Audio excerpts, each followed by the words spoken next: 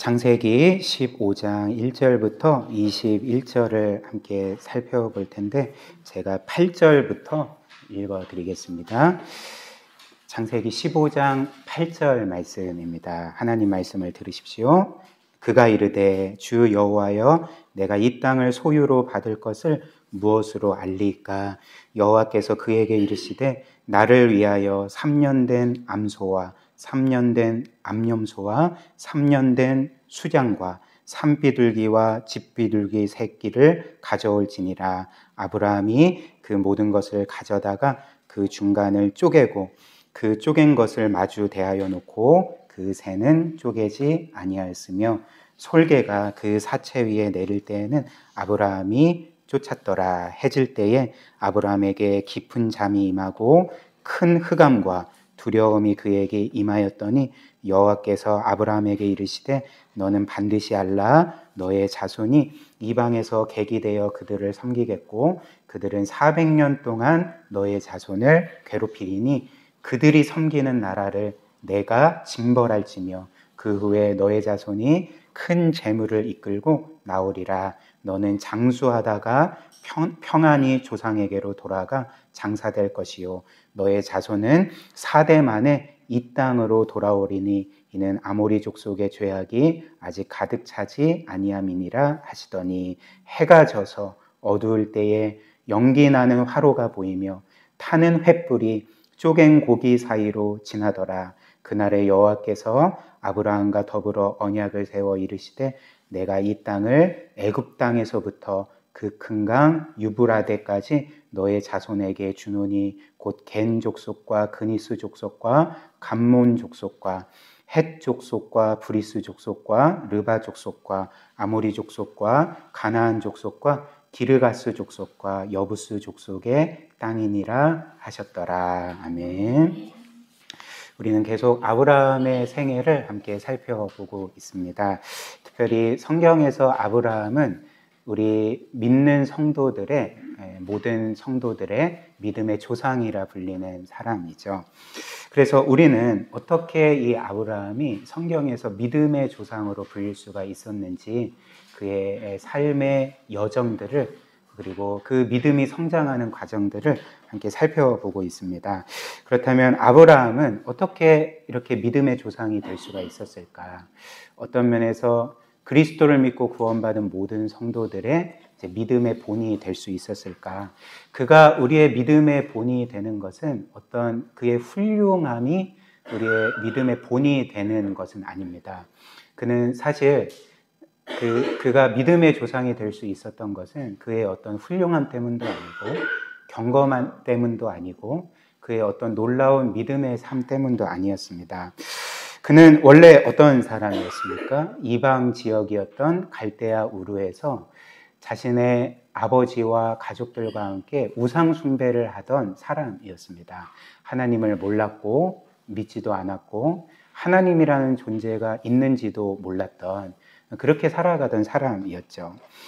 그러나 그에게 하나님께서 나타나 약속을 주시고 믿게 하셨죠. 그리고 믿은 이후에도 그는 계속적으로 믿음의 굴곡을 지나게 됩니다.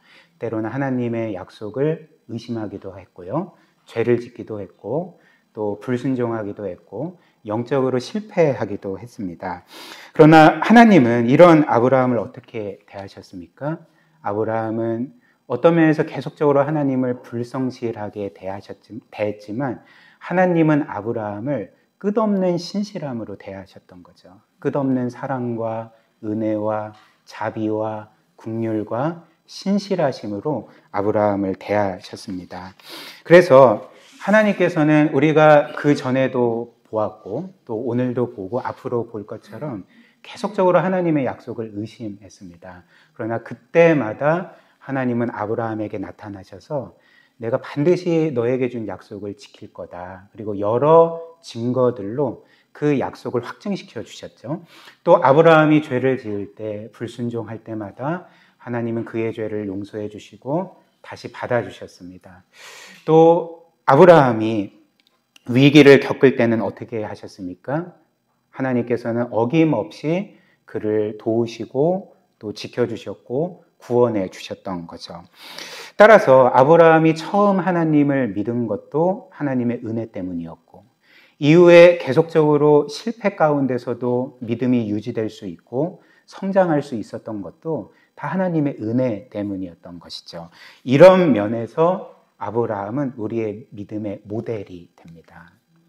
그리고 우리에게 어떤 면에서 큰 위로와 격려를 주는 거죠. 왜냐하면 아브라함의 삶에서 우리는 우리의 삶을 보기 때문에 그렇습니다.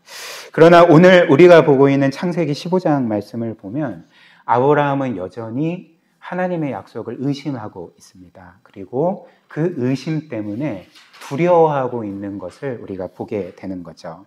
그래서 하나님의 약속을 믿지 못하기 때문에 내 미래가 어떻게 될까라고 하면서 두려워하고 있는 가운데 하나님은 또 어김없이 아브라함에게 나타나셔서 그분의 약속을 확증시켜주고 계시고요. 그의 의심과 두려움의 문제를 해결해주고 계십니다. 그래서 저는 오늘 이 창세기 15장을 통해서 세 진리를, 세 가지 사실을 여러분들과 함께 나누기를 원하는데요. 첫 번째는 아브라함의 의심과 낙심에 대해서 살펴보겠습니다. 그리고 두 번째는 아브라함의 그 의심을 하나님께서 어떻게 다루셨는지를 살펴볼 거고요. 마지막에는 하나님께서 아브라함의 의심을 다루셨을 뿐만 아니라 그 의심을 어떻게 없애 주셨는지, 해결해 주셨는지를 함께 살펴보겠습니다. 그래서 첫 번째로 아브라함의 의심과 두려움, 두 번째로 그 의심을 다루시는 하나님, 그리고 세 번째로 그 의심을 없애시는 하나님, 이렇게 살펴보겠습니다. 첫 번째로 아브라함의 의심과 실망과 두려움입니다. 일단 제가 말씀드린 것처럼 그 하나님께서는 아브라함에게 찾아가셨습니다. 오늘 본문 말씀을 보면 환상 중에 아브라함을 찾아가셨다, 이렇게 말씀을 합니다. 그리고 이어서 하나님께서는 내가 너에게 어떤 존재가 될지를 알려주신 거죠. 1절 말씀 한번 보십시오. 이후에 여호와의 말씀이 환상 중에 아브라함에게 임하여 이르시되 아브라함아 두려워하지 말라. 나는 너의 방패요 지극히 큰 상급이니라. 이렇게 말씀하셨습니다. 일단 1절 맨 앞에 있는 이후에라는 말, 이 이후에라는 것은 어떤 시점을 가리키겠습니까? 우리가 지난 14장, 창세기 14장에서 보았던 사건 이후를 가리키겠죠. 그래서 아브라함이 하나님의 도우심으로 그돌라오멜 연합군을 무찌르고 그에게 잡혀갔던 롯과 그의 가족을 구출해 냅니다. 그리고 돌아오는 길에 하나님의 제사장이었던 멜기세덱을 만나서 멜기세덱이 그에게 하나님의 축복을 다시 한번 전하고 확증해주고 아브라함은 이 모든 은혜를 인하여서 그 하나님께 11조를 드린 그 사건 이후를 의미하겠죠. 즉 아브라함이, 이 시점은 어떤 시점이었냐면 아브라함이 그 영적으로나 어떤 면에서 세상적으로 엄청난 성공을 거두고 돌아온 후를 가리키는 것이죠. 그런데 그 일 후에 하나님은 환상 중에 그에게 나타나셔서 아브라함아 두려워하지 말라, 이렇게 말씀을 하십니다. 두려워하지 말라, 이렇게 말씀을 하신 거죠. 그렇다면 하나님은 왜 아브라함에게 두려워하지 말라라고 말씀을 하셨을까? 일단 우리가 생각할 수 있는 바는 지금 환상 중에 그 여호와 하나님이 자기에게 나타나셨기 때문에 그 말씀을 들려주시기 때문에 두려워했을 수 있을 거라 그렇게 생각을 합니다. 우리도 하나님의 음성이 들리면 이제 두려운 마음이 들지 않겠습니까? 그러니까 이런 두려움이었을 수도 있고, 그러나 아브라함에게는 이렇게 하나님의 음성을 듣는 두려움 외에 또 다른 두려움이 있었다는 거죠. 그 두려움은 어떤 두려움일까요? 그것은 바로 나에게는 아직 아들이 없다. 그리고 앞으로도 아들이 없을 것 같아 라는 그 두려움이 아브라함을 계속적으로 실망시키고 또 두렵게 만들고 낙심케 했던 것입니다. 그렇다면 왜 아브라함은 아들이 없는 것을 두려워했을까? 왜냐하면 고대에서 이 아들이라는 존재는 단지 아들이 아니었기 때문에 그렇죠. 고대에서 아들이라는 존재는 사실 아들 이상의 존재였습니다. 그 아들이라는 존재는 부모와 그 가정에게 최고의 명예였고요. 실로 전부를 의미했습니다. 모든 것을 의미했던 거죠. 그래서 그 예를 들면 만약 고대에 어떤 한 부모에게 어떤 한 가정에게 대를 이을 아들이 없다면 어떻게 되겠습니까? 일단 그 시대에는 이것이 큰 수치로 여겨졌습니다. 굉장한 큰 수치로 여겨졌던 거죠. 그래서 성경을 보면 그 사무엘상에 보면 그 아직 아기가 없는 한 여인의 이야기가 나오지 않습니까? 한나의 이야기가 나오는데 지금도 사실 어떤 결혼한 여성이 아이를 갖지 못하는 것이 큰 어려움이자 또 큰 마음의 고통이 되지만 당시에는 더더욱 큰 고통이었습니다. 왜냐하면 굉장한 수치였거든요. 아이를 낳지 못하는, 아들을 갖지 못하는 것이 굉장한 수치였기 때문에 그 한나의 부르짖음을 여러분들이 기억하실 것입니다. 마찬가지로 아브라함에게도 아들이 없다는 것은 당시 큰 수치였을 뿐만 아니라 더 나아가서 생존이 걸린 문제였습니다. 자기의 대를 이을 아들이 없다면 내가 늙었을 때 나의 안전을 보장해주고 나의 생계를 책임져주고 어찌됐든 나의 노후를 보장해줄 존재가 없는 거죠. 그리고 이 대를 이을 사람이 없게 되어서 내 가정은 없어지는 것입니다. 이런 이유로 그 율법에 보면 한 가지 지금 시대에 보면 굉장히 이상한 율법이 기록되어 있는데요. 그것은 한 가정에 그 한 부부에게 아들이 없는데 남편이 죽었을 시에 그 남편의 한 형제가 그 미망인과 함께 동침을 해서 아들을 낳아주라는 그런 율법이 있었습니다. 그래서 대를 잇게 하는 그런 율법이 있었는데 지금 시대에는 사실 말도 안 되는 법이죠. 그런데 사실 당시에는 이것이 어떤 면에서는 그 미망인의 생존을 보장하고 그 가정의 대를 계속적으로 잇게 하는 일종의 사회 보장 제도였습니다. 그리고 아브라함에게는 이런 맥락에서 지금 나에게는 아들이 없고 미래에도 지금 아들이 생길 것 같지 않다는 그 두려움이 계속적으로 그를 두렵게 만들고 괴롭혔던 것입니다. 그리고 하나님은 당연히 아브라함의 이런 두려움을 아셨던 거죠. 그리고 그의 이런 어떤 면에서 의심을 아셨습니다. 낙심된 마음을 아셨습니다. 그래서 하나님은 오늘 이 말씀에서 환상 가운데 아브라함에게 나타나셨고 두려워하지 말라 이렇게 말씀을 하신 거죠. 특별히 하나님께서 이 아브라함에게 두려워하지 말라라고 할 때 아브라함이 두려워하지 않을 이유를 뭐라고 말씀하십니까? 1절 하반절 한번 보십시오. 하반절 보시면 그가 두려워하지 않아도 되는 이유는 나는 너의 방패요 너의 지극히 큰 상급이다. 여호와께서 아브라함의 방패가 되시고 그의 지극히 큰 상급이 되기 때문에 너는 두려워할 필요가 없다. 이렇게 말씀을 하신 거죠. 이는 무슨 의미겠습니까? 하나님께서 지금 아브라함에게 이렇게 말씀하시는 것입니다. 아브라함아, 내가 분명히 너에게 약속한 것처럼 내가 너에게 아들을 줄 거다. 그러나 그럼에도 불구하고 혹시라도 만약에 가정에서 내가 너에게 아들을 주지 않을지라도 너는 두려워할 필요가 없다. 왜냐하면 너의 안전을 보장하는 방패가 바로 나이기 때문에 너의 가장 큰 상급이자 보물이 아들이 아니라 바로 나이기 때문에 너는 두려워할 필요가 없다. 그리고 내가 내 약속대로 너에게 아들을 줄지라도 그 아들이 너를 지켜주는 방패가 아니고 너의 가장 큰 상급이 아니라 바로 내가 너의 방패요 큰 상급인 것을 기억하라. 이렇게 말씀을 하신 거죠. 그렇다면 이제 아브라함은 어떻게 말했을까요? 아, 그래. 하나님이 내 방패시고 나의 큰 상급이시오. 하나님은 분명히 나에게 약속을 지키셔서 나에게 아들을 주실 거야. 그러나 혹여라도 아들이 없더라도 나는 이제 두려워할 필요가 없어. 왜냐하면 하나님이 나의 방패시오 큰 상급이시기 때문에 그래. 이렇게 말했을까요? 그렇지 않죠.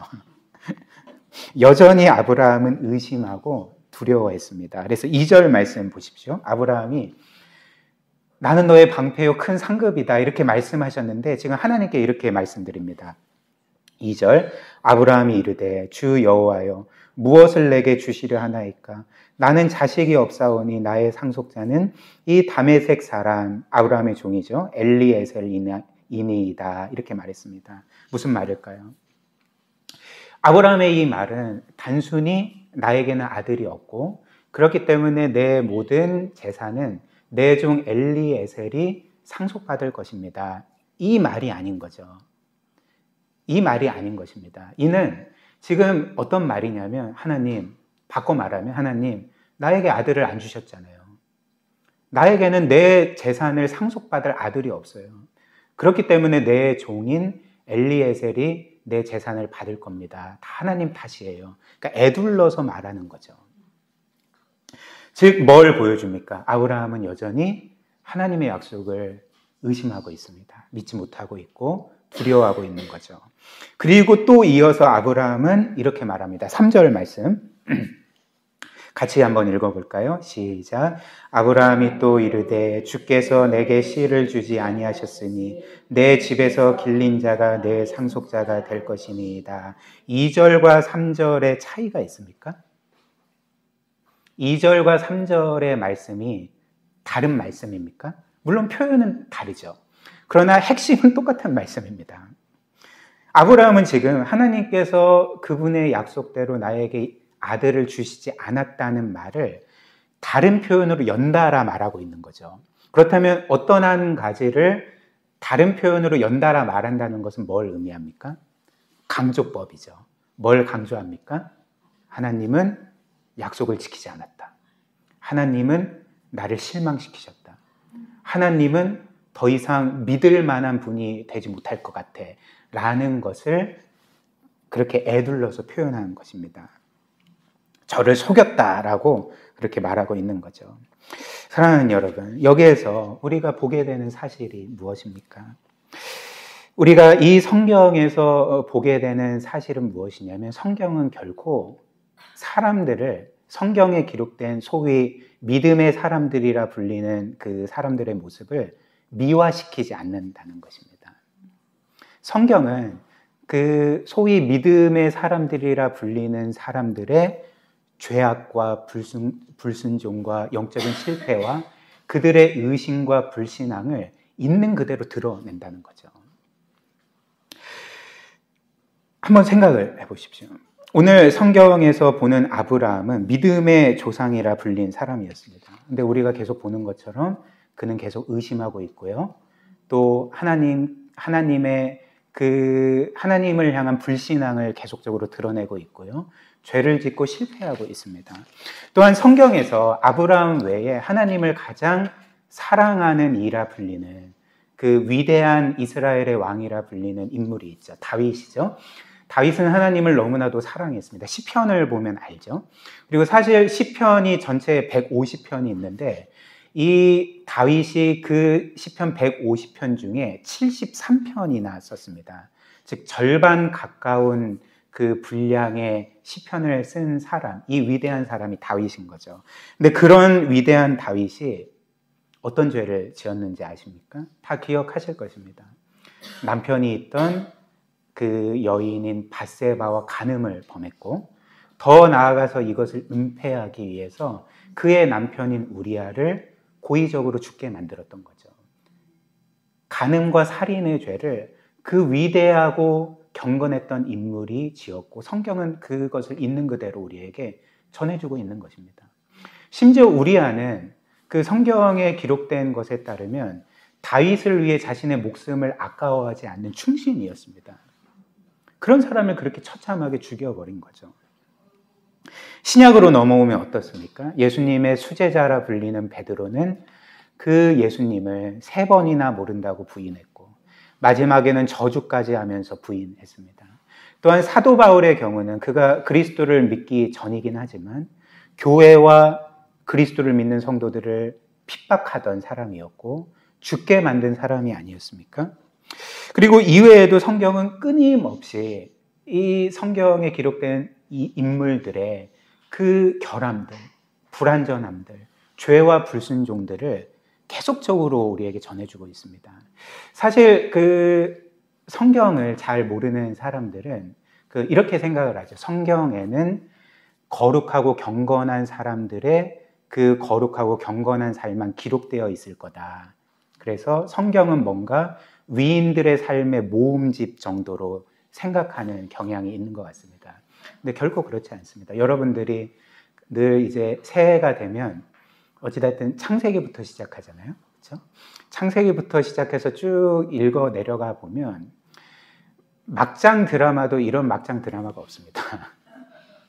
특별히 사사기에 이르면 정말 끔찍한 죄악들이 계속적으로 자행되게 되는 거죠.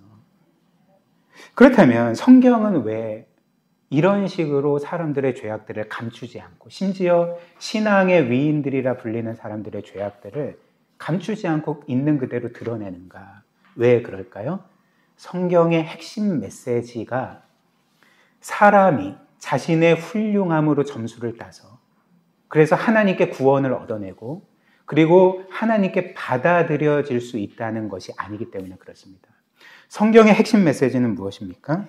우리 모두는 하나님 앞에 죄인일 뿐이고 그렇기에 우리는 스스로 구원할 수 없고 그렇기 때문에 우리는 아무 소망도 없는 죄인들이지만 오직 하나님의 은혜로서 그리스도께서 우리를 위하여 십자가에 죽임당하시고 이루신 모든 완전한 구원 때문에 우리가 하나님께 구원받고 영원히 사랑받고 받아들여진다는 그것이 바로 성경의 핵심 메시지이기 때문에 성경은 끊임없이 사람들의 끔찍한 죄악과 하나님의 놀라운 사랑들을 대비시키는 것입니다. 이것이 오늘 우리가 이 성경에서 아브라함의 의심과 불신앙과 그의 죄와 불순종을 볼 수 있는 이유인 거죠. 이것이 이제 첫 번째 메시지입니다. 그리고 그 다음 그 두 번째로 그렇다면 하나님은 이 아브라함의 의심과 실망을 어떻게 다루고 계십니까? 놀랍게도 하나님은 이렇게 의심하는 아브라함을 꾸짖지 않으시는 거죠. 내치시지 않는 것입니다. 하나님은 아브라함에게 지금까지 내가 몇 번이나 너에게 강조했니? 내가 분명히 이 약속을 지킨다고 정말 여러 사건을 통해 너에게 보증해 주지 않았니? 그런데 지금 감히 나를 의심해? 라고 하시지 않는 분인 거죠. 도리어 하나님은 한 번 더 그분의 약속을 아브라함에게 상기시켜 주십니다. 4절 말씀 한번 보십시오. 여호와의 말씀이 그에게 임하여 이르시되 그 사람 엘리에셀이 너의 상속자가 아니라 너의 몸에서 날 자가 너의 상속자가 되리라 하시고 이렇게 말씀하셨습니다. 그리고 하나님은 더 나아가서 이제 계속적으로 믿지 못하는 아브라함에게 이 약속이 반드시 이루어질 것을 시각적으로 보여주시고 보증해 주시기를 원하셨습니다. 시각적인 증거를 주시기를 원하셨던 거죠. 어떤 것이었습니까? 하나님은 아브라함을 이제 밖으로 이끌어내시고요. 당시 이제 밤이었는데 밤하늘에 있는 무수히 많은 별들을 보여주셨습니다. 그리고 너의 자손이 이 별들처럼 많아질 거다. 이렇게 약속하신 거죠. 5절 말씀. 그를 이끌고 밖으로 나가 이르시되 하늘을 우러러 무뼈를 셀 수 있나 보라. 또 그에게 이르시되 너의 자손이 이와 같으리라. 과거에나 지금이나 밤 하늘에 있는 그 무수히 많은 별들은 그 하나님을 믿는 우리에게는 하나님이 얼마나 놀라운 분이신지 그분이 무한한 능력과 지혜와 영광을 갖고 계신 분이신지를 우리에게 이제 보여주지 않습니까? 사실 뭐 도시에서 별을 보기는 힘들죠. 그런데 저도 이제 어릴 때 시골에 갔을 때 제 기억이 정말 놀라울 만큼 많은 별들이 밤하늘에 있던 것을 이제 기억합니다. 지금도 강원도 같은 데 가면 아무런 조명이 없는 곳에 가면 이제 그런 별들을 우리가 볼 수 있지 않습니까? 그래서 그것은 우리에게 그 모든 별들을 말씀만으로 창조하신 하나님의 무한한 능력과 지혜를 그 영광을 보여주는 거죠. 그렇다면 하나님께서 아브라함에게 이렇게 밤하늘에 있는 무수히 많은 별들을 보여주시면서 너의 자손이 이와 같이 많아지리라 라는 것은 무엇을 의미했겠습니까? 물론 이제 문자적으로 아브라함의 자손이 그 별들만큼 많아질 것을 말씀하신 것이기도 하지만 저는 이제 개인적으로 이 말씀을 묵상하며 이런 뜻도 있지 않았을까. 하나님이 이렇게 말씀하신 거죠. 아브라함아, 밤 하늘에 이 무수히 많은 별들을 봐라. 이 모든 것들을 내가 말씀만으로 창조했다.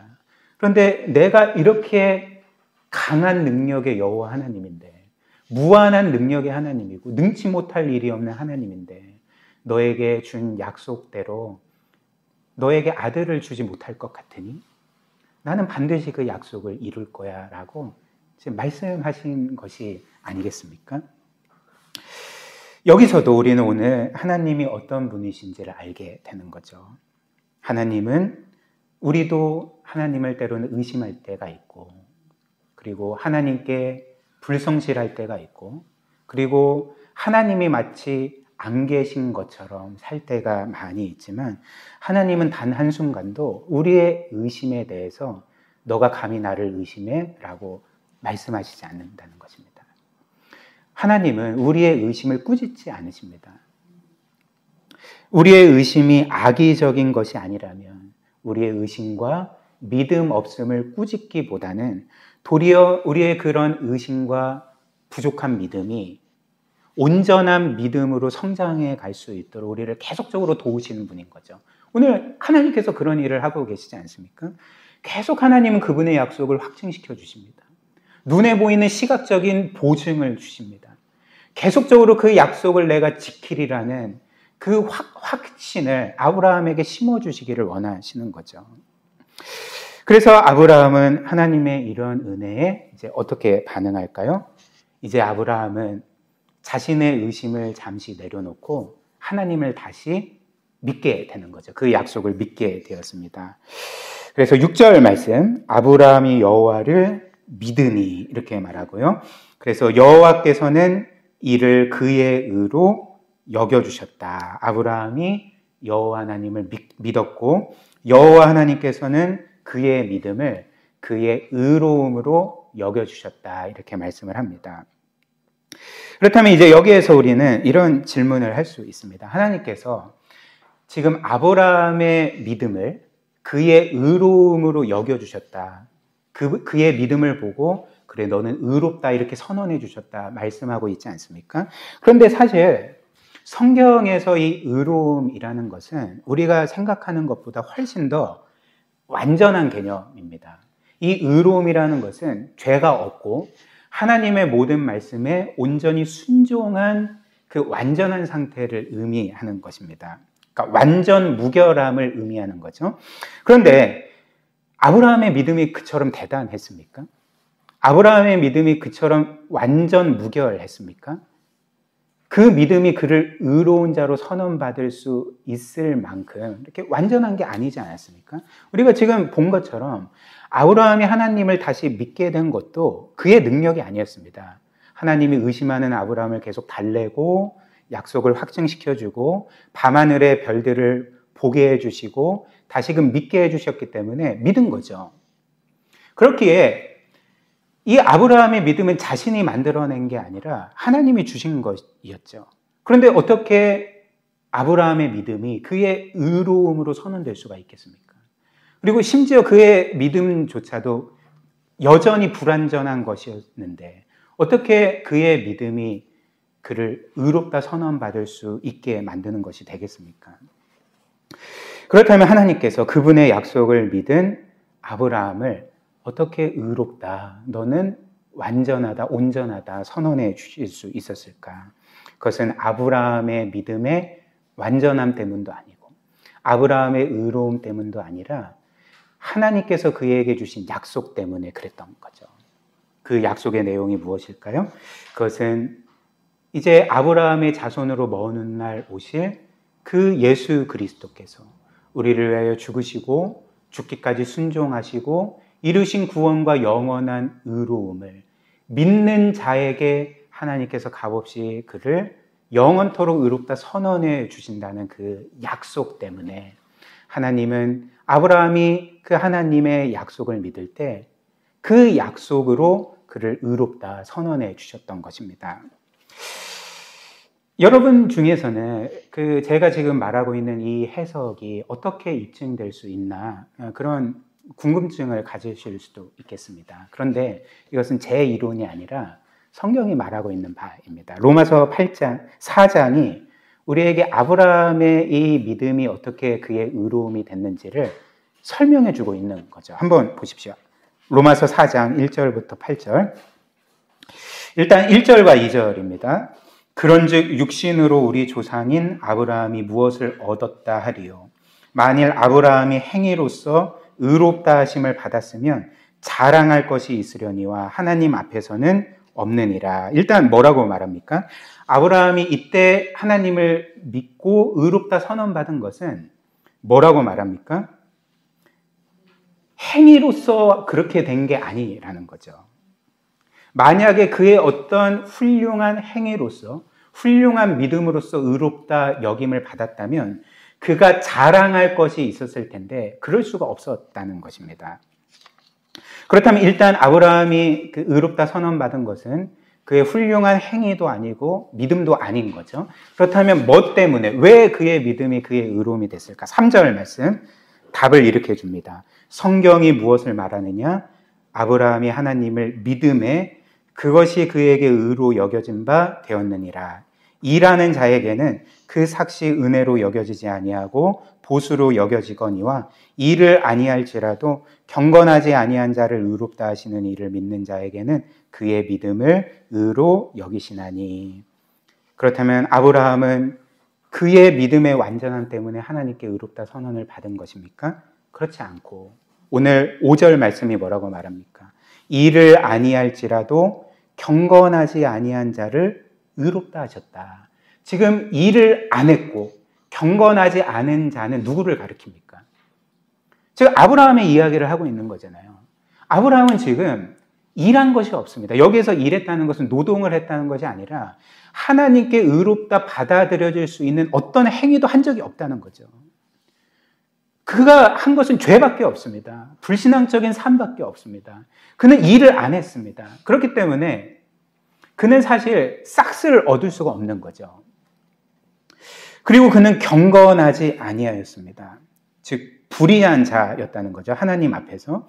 근데 이렇게 일한 것도 없고 불의한 아브라함이 하나님을 믿었을 때 의롭다 선언받은 것은 그의 의로움 때문이 아니라 그리스도의 의로움 때문에, 말씀드렸듯이 그리스도께서 그를 위해 죽으셔서 그의 모든 죄값을 치르셨고, 이미 물론 이루어지진 않았습니다. 아브라함이 그리스도보다 앞선 인물이기 때문에. 그럼에도 불구하고 그리스도의 대속의 효력이 아브라함까지 미치도록 하나님께서 그렇게 결정하셨기 때문에 그리스도의 죽으심으로 아브라함이 모든 죄를 용서받고, 그리고 그리스도께서 우리가 실패한 하나님의 모든 말씀에 완벽하게 순종하셨고 그 영원한 의로움을 믿는 우리에게 값없이 주시는 것이 하나님의 약속이었기 때문에 아브라함이 그 약속을 믿었을 때 하나님은 그 믿음을 그의 의로움으로 선언해 주셨던 것입니다. 그래서 사도 바울은 로마서 3장에서 이렇게 그리스도를 믿음으로만 우리가 죄 용서받고 의롭다 선언받은 그 이신칭의의 진리를 말하지 않습니까? 그리고 로마서 4장에 이르러서 이제 이렇게 그리스도를 믿고 하나님의 은혜로만 의롭다 선언받은 자의 대표적인 인물로서 아브라함을 들었던 것입니다. 이해되시죠? 그래서 6절이 이어서 이렇게 말하는 거죠. 일한 것이 없이 하나님께 의로 여기심을 받는 사람의 복에 대해서, 최고의 복이죠. 복에 대해서 다윗이 말한 바 불법이 사함을 받고 죄가 가려짐을 받는 사람들은 복이 있고 주께서 그 죄를 인정하지 아니하실 사람은 복이 있도다함과 같으니라. 아브라함과 우리가 이런 복을 그리스도를 믿음으로 받았던 것입니다. 그래서 하나님께서 이렇게 경건하지 않은 불의한 우리를 위하여 우리를 의롭다 선언해 주시기 위해서 행하신 일이 무엇입니까? 무한히 경건하신, 죄가 없으실 뿐만 아니라 무한히 거룩하시고 경건하신 그 예수 그리스도를 마치 불의한 자처럼, 경건하지 아니한 자처럼 십자가에 못 박으심으로써 불의한 우리가 영원토록 경건하고 거룩하고 의로운 자로 여김받게 하신 것이 저와 여러분들이 받은 이 구원의 핵심인 거죠. 아브라함이 받은 그 놀라운 복의 핵심인 것입니다. 그리고 마지막 세 번째로 의심을 없애시는 하나님입니다. 우리가 방금 본 것처럼 이제 아브라함은 하나님의 약속을 믿게 되었습니다. 그러나 그럼에도 불구하고 아브라함은 여전히 이제 배고팠습니다. 뭔가 더욱더 확실한 증거를 원했습니다. 하나님께서 뭔가 자신에게 확실한 보증을 더해 주시기를 원했습니다. 그래서 아브라함은 다시 한번 하나님께 이렇게 말했습니다. 8절 말씀. 그가 이르되 주 여호와여 내가 이 땅을 소유로 받을 것을 무엇으로 알리까? 지금 그 하나님은 앞서 의심하는 이 아브라함에게 밤하늘에 무수히 많은 별들을 보여주면서 내가 반드시 너에게 아들을 줄게라고 한번 확증해 주시지 않았습니까? 증거를 주신 거죠. 근데 지금 아브라함은 또다시 한 증거를 원하고 있습니다. 그러니까 굉장히 집요한 거죠. 그러나 그럼에도 불구하고 이때도 하나님은 짜증내지 아니하시고 언짢아하지 아니하시고 아브라함을 내치지 아니하시고 너 정말 너무한 거 아니냐? 너무 나를 못 믿는 거 아니야? 오히려 내 마음이 상한다 이렇게 말씀하시지 않고 하나님은 여전히 아브라함을 친절하게 대해 주십니다. 그래서 이제는 정말 빼도 박도 못하는 결코 의심할 수 없는 가장 확실한 궁극적인 증거를 아브라함에게 주시는 거죠.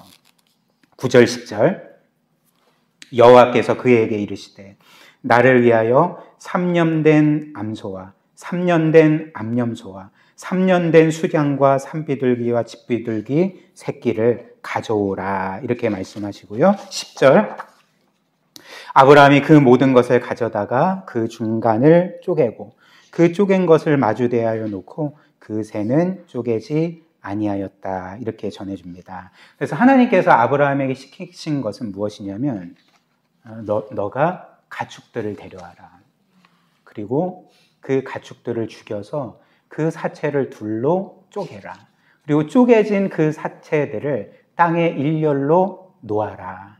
이것이 내가 너에게 주는 내가 반드시 약속을 지키리라는 궁극적인 보증이다. 이렇게 말씀을 하신 것입니다.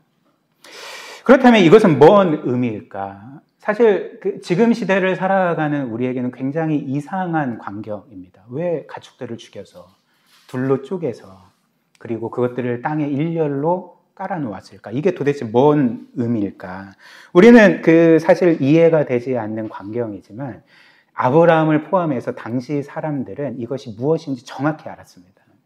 이게 뭔지, 뭘 의미하는지 정확히 알았던 거죠.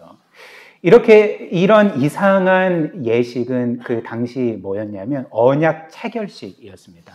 사람들이 어떤 계약을 맺을 때에 계약 당사자들끼리 맺는 계약 체결식을 의미했던 거죠. 그래서 예를 들면 지금이나 과거나 우리가 매매 계약을 맺거나 혹은 임대 계약을 맺거나 어떤 자동차를 사거나 이럴 시에는 어떻게 합니까? 여러분들이 예를 들면 어떤 전세 계약을 하거나 혹은 매매 계약을 하면 예를 들면 예은이와 미선이가 매매 계약을 한다고 합시다. 그러면 어떻게 합니까? 둘이 친하니까 너 나 믿지? 나도 너 믿어. 그럼 된 거 아니야? 계약 체결 이렇게 합니까? 한 3억짜리 집을 아파트를 거래한다고 할 때 이런 식으로 합니까? 그렇지 않습니다. 아무리 친구라 할지라도 그런 식으로 하지 않습니다. 우리가 어떤 매매 계약을 하거나 임대 계약을 하거나 어떤 계약을 할 때는 반드시 계약서를 쓰는 거죠. 그래서 계약 당사자가 계약서에 계약의 내용을 쓰고 그리고 그 계약을 어길 시에 받을 불이익이나 형벌 조항을 씁니다. 그리고 마지막에는 어떻게 합니까? 그러니까 그걸로 끝나면 이제 계약서가 효력을 발휘할 수가 없는 거죠. 그래서 마지막에는 계약 당사자가 사인이나 도장을 찍는 거죠. 그래서 그 즉시 이 계약서가 효력을 발휘해서 혹시라도 계약 당사자 중에 한 명이 이 계약을 어길 시에는 이제 불이익을 받고 이제 형벌을 받도록, 그리고 자신은 보상을 받도록 하는 것이 이 계약서 아니겠습니까? 그러나 그 아브라함이 살던 중근동 지역, 고대 중근동 지역에서는 사실 뭐 계약서가 없는 거죠. 당시에는 뭐 종이도 없었고요. 이런 계약서를 쓰지 않았습니다. 그렇다면 사람들이 계약을 맺을 때는 어떻게 했나? 계약서를 쓴 게 아니라 오늘 우리가 이 말씀에서 보는 것처럼 이런 계약 체결식을 했던 거죠. 계약 체결 의식을 했던 것입니다. 그래서 가축들을 죽여서 그 사체를 둘로 쪼개서 땅바닥에 일렬로 깔아 놓습니다. 그리고 언약의 내용, 계약의 내용을 서로 확인한 후에 언약의 당사자들이 그 쪼개진 고기 사이를 지나가는 거죠. 뭘 의미할까요? 우리가 이렇게 계약한 내용을 둘 중에 하나라도 어기면 우리는 이 쪼개진 고기처럼 될 거다. 우리는 이런 형벌을 받을 거다. 그렇기 때문에 우리는 이 계약의 내용을 반드시 이행해야 된다. 이것을 그 의미했던 것이 오늘 아브라함이 행한, 하나님이 아브라함에게 명하신 계약 체결식이었던 것입니다. 그리고 특별히 이 계약 체결식은 당시에 사람들뿐만 아니라 강대국의 왕과 약소국의 왕 사이에 이루어졌습니다. 이런 계약을 맺은 거죠. 그래서 강대국의 왕은 약소국의 왕을 지켜줄 것을 약속하고요. 약소국의 왕은 그 대신 강대국의 왕에게 복종하고 조공을 꼬박꼬박 바칠 것을 이제 언약했던 거죠. 근데 거기서 끝나는 것이 아니라 이 계약 체결식을 해서 고기들을 쪼개놓고 그 둘 쪼개진 고기 사이를 지나갔습니다. 근데 한번 생각을 해보십시오. 이렇게 언약 체결식을 하고 쪼개진 고기 사이를 지날 때 강대국의 왕과 약소국의 왕 둘 모두 쪼개진 고기 사이를 지났을까요? 어떻게 생각하십니까? 갑과 을이 함께 모두가 지났겠습니까? 그렇지 않습니다. 강대국의 왕은 사실 지날 필요가 없는 거죠. 약소국의 왕만 쪼개진 고기 사이를 지나고, 그래서 약소국의 왕이 강대국의 왕을 배신할 시에 내가 이 쪼개진 고기처럼 될 것입니다. 맹세를 해야 했습니다. 우리가 지난 시간 창세기 14장에 본 것처럼 그돌라오멜 왕이 소돔의 5 왕국을 지배하고 있었잖아요.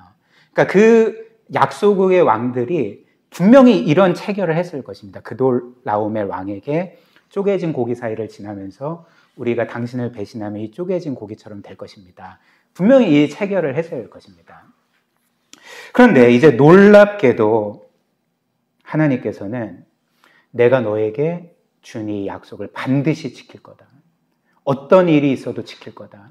그리고 내가 이 약속을 지킨다는 보증으로서 이 언약 체결식을 너와 함께 하겠다. 지금 이렇게 말씀을 하신 것입니다. 그래서 아브라함은 순종해서 가축들을 죽여 둘로 쪼갰고요. 그 사체들을 일렬로 깔아 놓았습니다. 그리고 이제 그 아브라함에게 갑자기 어둠이 임했고 두려움이 임했던 거죠. 12절 말씀. 해질 때에 아브라함에게 깊은 잠이 임하고 큰 흑암과 두려움이 그에게 임하였다. 이렇게 말합니다. 그리고 이어서 놀라운 광경이 벌어지게 되었습니다. 갑자기 연기 나는 화로가 나타났고 타는 횃불이 그 쪼개진 고기 사이를 지나갔던 거죠. 17절 말씀 한번 보십시오. 해가 져서 어두울 때에 연기 나는 화로가 보이며 타는 횃불이 쪼갠 고기 사이를 지나가더라. 이렇게 말씀하셨고, 그리고 나서 하나님은 다시 한번 아브라함에게 그분의 약속을 확증시켜 줍니다. 18절.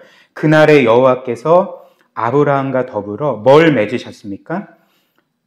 언약을 세워 이르시되, 계약을 맺으신 거죠. 이 언약 체결식을 통해서 언약을 세워 이르시되 내가 이 땅을 애굽 강에서부터 그 큰 강 유브라데까지 너의 자손에게 줄 거다. 너에게 반드시 아들이 있을 거고 별처럼 많은 자손들이 있을 거고 이 가나안 땅을 너에게 반드시 줄 거다. 이렇게 말씀을 하셨습니다. 사랑하는 여러분, 그렇다면 이 언약 체결식에서 쪼개진 고기 사이를 지나갔던 그 불타는 화로, 그 타는 횃불과 그 연기 나는 화로와 타는 횃불이 무엇을 의미했겠습니까? 이건 도대체 뭐였을까요? 출애굽기를 보면 하나님은 시내산에서 이스라엘 백성에게 임재하실 때 어떤 형태로 임재하셨냐면 불과 연기로 임재하셨습니다. 시내산에서. 그래서 이스라엘 백성들이 그 광경을 보면서 굉장히 두려워 떨었던 거죠.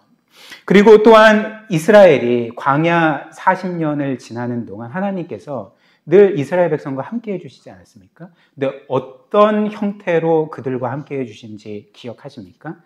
낮에는 구름 기둥, 즉 연기 기둥으로, 밤에는 불 기둥으로 그들과 함께 해주셨던 거죠. 그렇다면 오늘 쪼개진 고기 사이를 지나갔던 그 불타는, 그 연기 나는 화로와 불타는 횃불이 의미했던 바가 무엇이겠습니까? 바로 여호와 하나님의 임재가 그 사이를 지나갔던 것입니다. 여호와께서 쪼개진 고기 사이를 지나가셨던 거죠. 이것이 무엇을 의미하는지 아십니까? 지금 하나님은 아브라함에게 이렇게 말씀하신 것입니다. 아브라함아, 내가 너에게 준 약속을 반드시 지킬 거다. 그리고 이 증거가 무엇이냐면 내가 이 쪼개진 고기 사이를 지나가지 않았느냐. 내가 만약 너에게 준 약속을 어길 시에 나는 이 쪼개진 고기처럼 될 거다. 나는 내 생명을 걸고 반드시 너에게 준 약속을 지킬 거다라고 메시지를 주셨던 것입니다. 이것만큼 하나님께서 아브라함과 우리에게 주신 약속을 지키시리라는 더 큰 보장이 있겠습니까? 더 큰 확증을 우리가 찾아볼 수가 있겠습니까? 그럴 수가 없는 거죠. 그리고 이제 마지막으로 이렇게 하나님께서 쪼개진 고기 사이를 지나갔으니까 이제 이 언약 체결식이 마무리되기 위해서는, 완료되기 위해서는 누가 또 지나가야 합니까? 아브라함이 지나가야 되잖아요. 그렇죠? 아브라함이 그 쪼개진 고기 사이를 지나가면서 하나님, 저도 하나님을 향해서 이 언약에 신실하겠습니다. 만약에 하나님께 불성실하면 저 또한 이 쪼개진 고기처럼 언약의 저주를 받고 죽겠습니다. 형벌을 받겠습니다. 이렇게 맹세를 하면 이 언약이 체결되는 것입니다. 그러나 오늘 본문 말씀을 보면 아브라함이 이 쪼개진 고기 사이를 지나갔습니까? 지나가지 않았습니까? 한번 보십시오. 아브라함은 이 쪼개진 고기 사이를 지나갔습니까? 지나가지 않았습니까? 본문에는 아브라함이 지나갔다는 기록이 없는 거죠. 하나님만 그 쪼개진 고기 사이를 지나가셨던 것입니다. 뭘 의미할까요? 아브라함아, 나는 내 생명을 걸고 이 약속을 지킬 거고 그런 일이 일어나진 않겠지만 약속을 어기면 내가 쪼개지겠다. 그러나 너가 나에게 언약을 지키지 않을 시에는 너가 쪼개지는 것이 아니라 그때에도 내가 쪼개지겠다. 내가 이 쪼개진 고기처럼 죽을 것이다 라고 약속을 해주신 것입니다. 뭘 의미합니까? 하나님의 약속은 아브라함의 죄와 불순종과 불신앙과 의심에도 불구하고 결코 깨트려지지 않는다는 것, 반드시 이루어진다는 것을 하나님이 약속을 해주신 거죠. 이는 하나님께서 아브라함에게만 주신 보증이 아니라 우리에게도 주신 보증입니다. 한번 생각을 해보십시오. 우리는 분명히 하나님께서 내 생명을 걸고 너에게 이 영원한 구원과 복의 약속을 지킬게 라고 약속을 하셨지만 우리에게는 남은 문제가 있지 않습니까? 어떤 문제입니까? 하나님이 우리에게 신실하시고 하나님께서 이 구원의 약속을 우리에게 지키셔도 우리가 불성실할 때면 어떻게 되는가? 우리가 하나님께 대하여서 그분이 우리에게 주신 이 언약을 깨트리면 어떻게 되는가? 그때는 우리가 이 언약 체결식에 나타난 것처럼 언약의 저주를 받고 죽어야 되는 것인가? 그렇다면 하나님의 약속은 무효화가 되는 것인가? 우리에게 남은 문제가 이것 아닙니까? 근데 오늘 이 언약 체결식에서 하나님께서 쪼개진 고기 사이를 지나가신 사건이 우리에게 확신케 하는 것이 무엇입니까? 우리가 하나님께 불성실할지라도, 하나님께서 우리에게 주신 언약을 저버리고 깨트릴지라도 우리는 결코 쪼갠 고기처럼 되지 않습니다. 하나님께서 우리를 위해 쪼개진 고기처럼 돼서 우리에게 반드시 그 영원한 구원과 복이 실현될 것이라는 것을 우리가 깨닫게 되는 거죠. 그리고 실제로 이제 수천 년 후에 하나님은 이 약속을 지키십니다. 아브라함 이후에 많은 사람들이 여전히 하나님을 떠나 살았고, 그리고 하나님께 죄를 짓고 불순종하고 그분의 언약을 저버렸습니다. 그리고 이 문제를 해결하시기 위해서 하나님께서 행하신 일이 무엇입니까? 하나님과 동등된 분인 그분의 외아들을 이 세상에 보내셨고, 그리고 우리 대신 불의한 죄인 취급 받으셔서 십자가에 못 박히신 거죠. 그리고 그 전에 예수님께서는 무지막지한 채찍질을 당하시고 십자가에 손과 몰이 그 발이 못에 박히셔서 그분이 실제로 이 짐승들과 같이 쪼개지셨던 거죠. 피를 흘리게 되셨던 것입니다. 무엇 때문입니까? 언약을 깨트린 우리를 구원하시기 위해서, 언약을 깨트린 우리에게 그 영원한 구원과 복의 약속이 이루어지게 하시기 위해서 하나님이신 예수 그리스도께서 우리 대신 쪼개지시고 피 흘리시고 죽으신 것입니다. 그리고 그리스도 안에서 우리는 우리가 바라고 원하는 모든 것들을 이제 얻게 된 거죠. 이처럼 우리를 향한 하나님의 약속은 결코 실패함이 없습니다. 좌절되지 않습니다. 하나님의 사랑과 은혜를 늘 굳게 믿고 의지하고 신뢰하면서 늘 그리스도께서 주시는 평안한 가운데 사는 저와 여러분들이 되시기를 주님의 이름으로 축복합니다. 우리 함께 기도하도록 하겠습니다.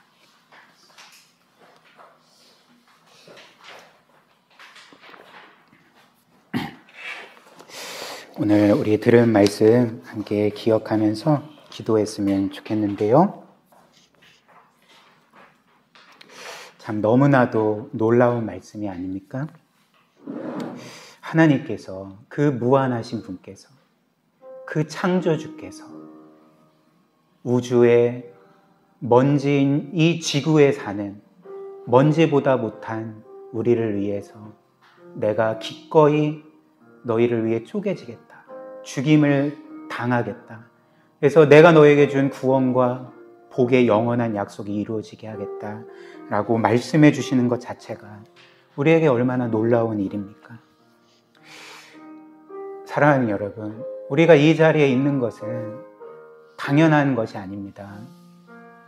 우리가 이 자리에 있는 것은 우리에게 결코 일상적인 것이 아닙니다. 우리가 이 자리에 있기 위해서는 그리스도께서 우리를 위하여 쪼개지셨기 때문에 우리가 이 자리에 있는 거죠. 이것을 기억하면서 우리를 위해 모든 것 내어주신 그분 안에서 안식하고 우리도 우리의 모든 것을 그분께 온전히 드리는 그러한 믿음의 삶을 살아가게 해달라고 우리 말씀 기억하며 함께 기도하도록 하겠습니다.